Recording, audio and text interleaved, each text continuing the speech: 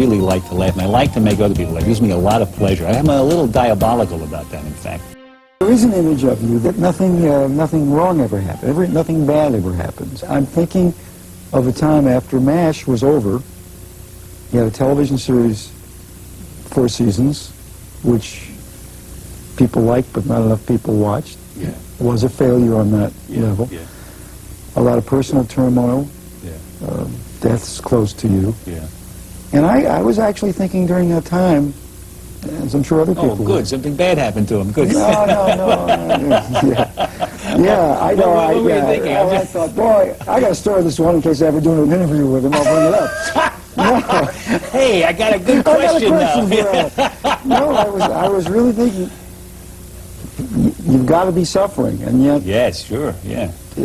But I wonder if. I didn't think that people didn't think that I didn't suffer. I mean, everybody suffers.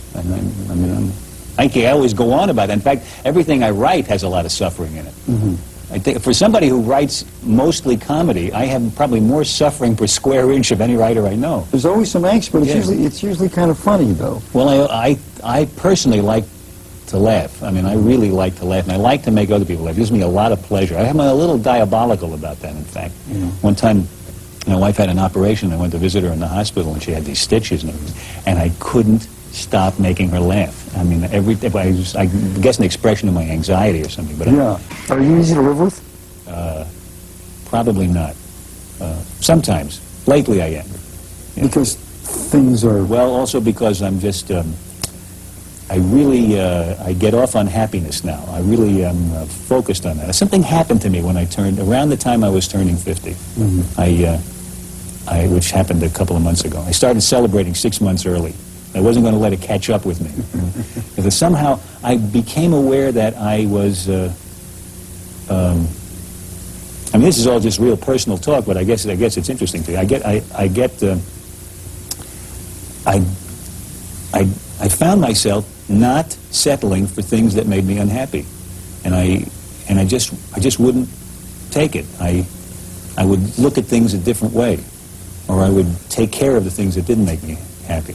I didn't want to go through the rest of my life spending a whole day being. I mean, take a day. I only have a number of days left, however many they are. I'm going to take one of them and be anxious about something, or worry about it, or be angry about something. I just find myself more and more stopping in the middle of something, saying, "I'm not happy here. What is this? I don't feel good about this," and I try to do something about it. That's nice. I think I'm better, easier to live with since then.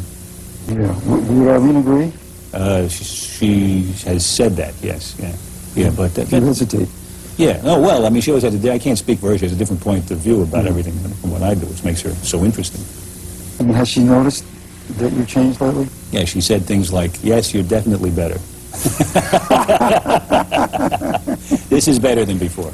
Am I wrong in saying that even though you're incredibly verbal and easy to get along with, you're also very shy? Oh yeah, I am shy. Yeah. I'm a funny combination that I don't understand. I'm shy and extroverted. Both of them. I have both of those qualities. You had polio when you were a child? Yeah, when I was about 7. How long did you suffer with it? I was in bed for about 9 months. But, What did that all mean?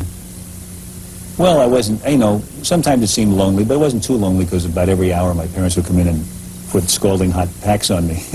But, it sort of kept you interested, kept you alert. It was a very painful treatment, but I believe it saved my life. Is this too simple, or did that period of your life give you the kind of understanding that you have, the sympathy you have toward people, and the fact that you were plugged That in? may be too simple. I don't know.